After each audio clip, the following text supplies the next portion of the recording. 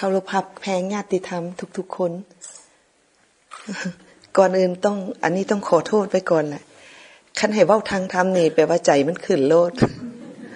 คันให้มาเว้าทางโลกนี่มันได้ขึ้นคันขึ้นแล้วนี่แปลว่าเว้าตามซื่อซะ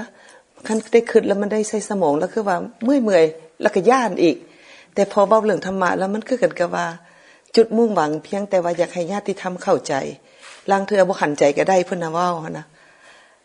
บัดมาเว้าตัวนี้คือจักสิเว้าจังได๋ถูกจักสิเว้าจังได๋แม่นจึงว่าขอโทษไว้ก่อนถ้าว่าลืมสิ่งใดหรือว่าจังได๋ก็ได้ดีใจหลายที่ว่าได้มีโอกาสนำธรร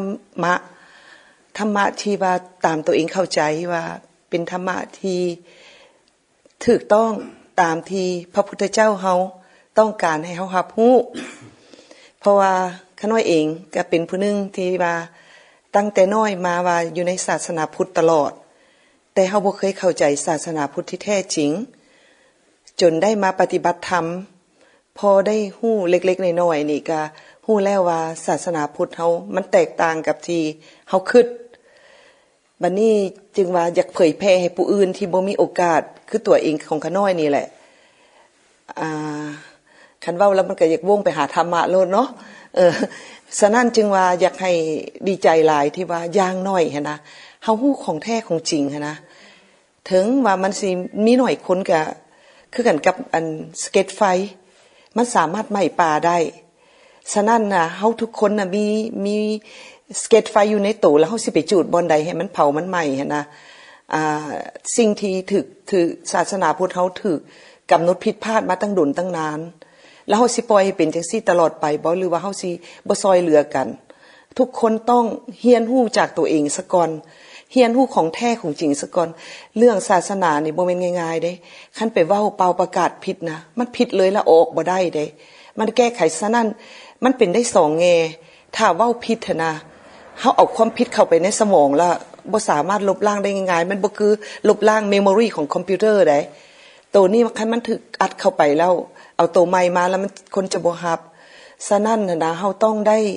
พิจารณาให้มันคักๆขอโทษหลายๆถ้าว่าผู้ใดยังรับบ่ได้ที่ว่ามื้อนั้นข้าน้อยให้ธรรมะไปข้าน้อยให้แต่ต้นจนสุดเลย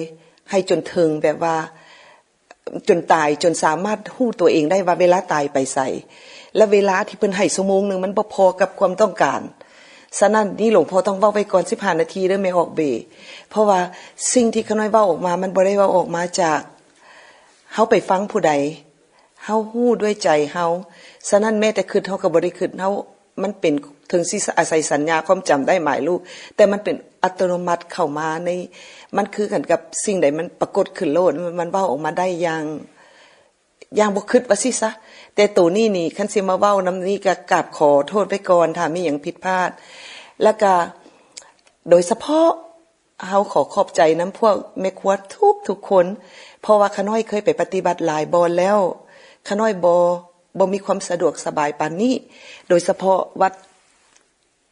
สีมงคลเฮามีบ่อนนอนที่อันสะดวกสบายเฮามีห้องนอนมีกุญแจที่ข้าน้อยเคยไปปฏิบัติมาเขาได้นอนเต้นลางเทื่อก็ฝนตกน้ำหัวเข้ามาแล้วก็เรื่องอาหารการกินนี่อันนี้ข้าน้อยเคยถึกมาแล้วจึงอยากให้ญาติธรรมหั่นได้กินอยู่สบายได้มีหยังมีจิตใจนั้นเพราะว่าข้าน้อยไปปฏิบัตินี่ก็บ่แม่นเว้าเลยบางเทื่อเฮาไปอยู่ไกลอยู่ป่าอยู่ดงเฮาสิมีอาหารสมบูรณ์แบบนี้บ่มีมื้ออดมื้ออิ่มแต่ว่าอาศัยกำลังใจหลวงพ่อก็บอกนะอันยมเบเจ้ากินเพื่ออยู่หรือว่าอยู่เพื่อกินก็คิดอยู่ว่าตอบผิดนี่ก็สินั่นอีกโอ้อยู่เพื่อกินเป็นแนวใดพิจารณาซะก่อนกินเพื่ออยู่เป็นจังไดก็เลยตอบเพิ่นไปว่าคันผิดกันก็ผิดเนาะอยู่กินเพื่ออยู่ตอบเพิ่นถูกแล้วว่าซั่นก็เลยเบิ่งว่าได้อิดก็เบิ่งเพราะว่าอยู่หั่นเฮาบ่ได้เป็นจังซี่ไกลกันหลายฉะนั้นแม้กระทั่งลางเทื่อไปอยู่บนหนาวๆเฮาขี่เครื่องบินไปเด้ข้าน้อยขี่เครื่องบินไปส่วนหลายไปผู้เดียวบ่มีไผเป็นหมู่จึงว่าอยากได้ญาติธรรมหลายๆคนมาแต่ว่าความที่ว่าไปเฮียน3มื้ออยู่บ้านคนละเอามาเฮ็ดอยู่เฮือนเฮ็ดไปเฮ็ดมาแล้วมันได้ความรู้สึกตัวที่ว่าสามารถซอยเฮาออกจากข้าน้อยเป็นคนอารมณ์ร้าย ไอ้สุกเว้าถึกแล้วส่งไอ้น้องนี่เก่งขึ้นอย่างนี้บ่อารมณ์ผ้าไอ้สุกเราเห็นบ่แม่นให้ธรรมดาอาจารย์แดงยังแกงใส่แต่ออกนอกขน้อยแกงใส่คนแหนใส่ว่ามันสิถึกบ่เพิ่นได้ขน้อยซัดใส่ไปปานว่าสิคันลุกบ่ทันนี่แปลว่าเจ็บบ่แม่นธรรมดาเพิ่นได้ซัดเข้าไปนี่จนว่าแบบว่าคันบ่ถึกใจนี่โธ่โทสะขน้อยแหงแบบธรรมะนี่แหละคันสิธรรมะคันแต่ว่ามีความตั้งใจว่าสิเฮ็ดหยังนี่ต้องเอาคันว่าพิสูจน์กับพิสูจน์แท้ตั้งใจอย่างน้อยจุดดีอันนี้บอกให้นักปฏิบัติธรรมหมดทุกคนเลยจุดดีจุดร้ายมันกลายเป็นจุดดีก็มีจุดดีคือขน้อยปฏิบัติธรรมะบ่เคยอยากได้หยังเพราะว่ามันเลยเอาตัวตัณหาออกได้เพราะว่าการปฏิบัตินี่พิสูจน์กับอยากฮู้มันต่างกันเด้พิสูจน์ว่ามันมีจริงหรือบ่จริงมันไปเข้ากลามาสูตรแบบว่าเชื่อได้บ่เชื่อได้แต่ก็ต้องมันลองเบิ่งพิสูจน์เบิ่งคันว่าคือพระพุทธเจ้ามาสอนว่าเอาบ่เอาโลดก็บ่ดีคันเอาโลดก็บ่ดีฉะนั้นลองพิสูจน์คันพิสูจน์นี่เฮาต้องตั้งใจเด้คันเฮาพิสูจน์ผิดว่าเพิ่นบ่ดีนี่ลางเทื่อเฮาไปบ่ถูกก็มีลางเทื่อว่าเพิ่นดีจักเข้าไปถูกไปผิดฉะนั้นเขาน้อยเลยเอาตัวเองเอาขันธ์5นี่แหละของตัวเองนี่แหละเป็นที่ปฏิบัติมันเลยมาถึกว่าเฮาสิไปอยู่ไสก็ดีเฮาต้องได้เอาธาตุ4ขันธ์5เฮาได้ไปนำไปปฏิบัติทุกคนมีกายมีใจหมดแล้วหลวงพ่อตึมเข้าไปอีกว่าพุทธะอยู่ในตัวเองมีหมดทุกคนมีหมดเพราะว่าเฮามีกายมีใจหมดเด้บ่ว่าผู้ใดก็แม้แต่พระพุทธเจ้าเพิ่นก็มีกายมีใจเนาะแต่เพิ่นมีปัญญาหลายซื่อๆบัดนี้ข้าน้อยก็ดีใจหลายยังเว้าต่อบ่แล้วไปบางบ่หนาวเว้าซื้อให้ฟังซะผ้าห่มก็บ่ได้เอาไปเอาหิบน้อยๆไปเพราะว่าเฮาไปทางเฮอบินแล้วเอาออกโลดบ่ต้องได้ไปเอาอยู่บอนนั้นมันเวลาหนาวมานี่นะหนาวกว่าอยู่นี่หลายเท่าเด้ลมแหงอันพัดบ่มีผ้าห่มแล้วก็นอนสะลงนอนแบบน้อยๆคดๆต้องได้กันมันนอนบ่หลับเด้มันหนาวใครเอาหีบเสื้อผ้าแล้วเอาเสื้อแต่ละตัวนะออกมาปกตัวเองก็ยิ่งนอนบ่ได้เพราะว่าลมมันยังเข้าถึงข้างอีกเฮาเคยห่มผ้าที่ว่าอุ่นๆอยู่สบายนะโอ้ขน้อยเห็นถูกหลายคันถ้าเป็นบางคนอาจจะท้อแท้แต่ว่าขน้อยก็สู้เพราะว่าเขาได้ซิมรถปาธรรมน้อยนึงนะมันเฮ็ดให้เฮามีกำลังใจว่าเฮาจะฮู้ต่อไปว่ามันเป็นจังไดมันสิเป็นจังไดแท้บ่ว่าแม่นแนวใดสิ่งที่พระพุทธเจ้าเว้ามาเป็นแนวใดฉะนั้นขน้อยก็เริ่มปฏิบัติจนมาถึงทุกวันนี้เกือบ5ปีแล้วบ่แม่นว่าเฮาสิเข้าใจได้ดีโลดเฮาก็ท่อนใช่แหละมีรีทรีตแต่ละเทื่อก็ไปเข้าคือเว้าละบินไปได้หยังบ่ได้หยังเฮ็ดจังไดก็แปลว่าใจสู้นะไปตำอิดนี่นั่งอยู่บัดนี้เขากินอาหารกันมาเมิดบัดมาฮอดตัวเองเห็นเขาขั่วเห็ดก็เบิ่งโอ้มื้อนี้เราสิได้ซิมขั่วเห็ดเนาะมาฮอดผู้ที่ต่อไปหั่นนะเห็ดเหลือ2ดอกแล้วว่าโอ้ยแล้วจงว่าเห็ดดอกนึงให้กินกับใครเนาะได้ซิมจากซิมได้ทั้งที่อยู่บ้านบ่เคยเหลียวเบิ่งอาหารแบบนี้นะแล้วตักเอาไปหมดทั้ง2ดอกหัวใจตกลงไปบ่ได้ซิมไปนั่งปฏิบัติอยู่เบิ่งแม่ความกิเลสเฮาหลายหั่นนะน้อยใจอยู่อันบ่ได้ซีมเฮ็ดนะทั้งที่สาธุอันนี้บ่ได้แม่นว่าประมาทอาหารการกินอยู่บ้านบ่เคยเหลียวเบิ่งอาหารแบบนี้แต่เพราะว่าสามีเป็นคนที่ทำอาหารต้องให้มีแบบว่าเครื่องอยู่ในเฮือนอันแบบว่ามีซีดมีไก่มีหยังให้มันครบหน้าโต๊ะนะคันจัดนี่น้อยเป็นผู้จัดการเรื่องอาหารต้องให้มีจังไดมันมีแนวใดครบบัดไปอยู่หั่นเขาเจ้ากินหยังแล้วเห็นเฮ็ดมายังดีใจเบิ่งแม่ความที่ว่าเฮาต้องเอากิเลสออกจากเฮานะบัดมาฮอดตัวเองบ่ได้กินไปนั่งยกมือสินะอยากน้ำตาออกอยู่เครียดว่าบ่ได้กินเห็ดดอกนึงหั่นนะเครียดอยู่ในใจหั่นนะ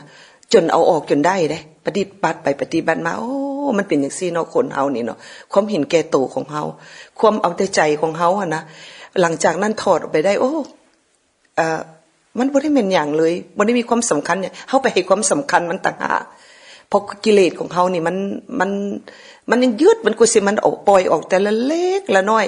บ่แม่นว่า4 บาทเดียวได้โยนถิ่มก็ได้โยนถิ่มไปแต่เล็กละน้อยแล้วก็ปฏิบัติไปก็แต่ละเทื่อก็เข้ารีทรีตแต่ว่าที่สำคัญที่สุดเวลาหลวงพ่อให้อารมณ์หรือว่ามีหยังนี่ขน้อยนี่สิกำหนดยกมืออยู่ตลอดเคลื่อนไหวอยู่ตลอดเพราะว่าเขาได้เข้าใจว่าเวลาการเฮาเคลื่อนไหวเวลาฟังธรรมะนะจิตเฮาตั้งมั่น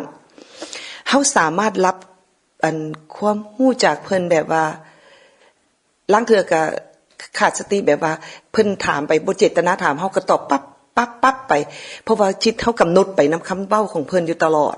แล้วมันสิถูกบ่ถูกบ่แบบว่าคล้ายๆกับว่า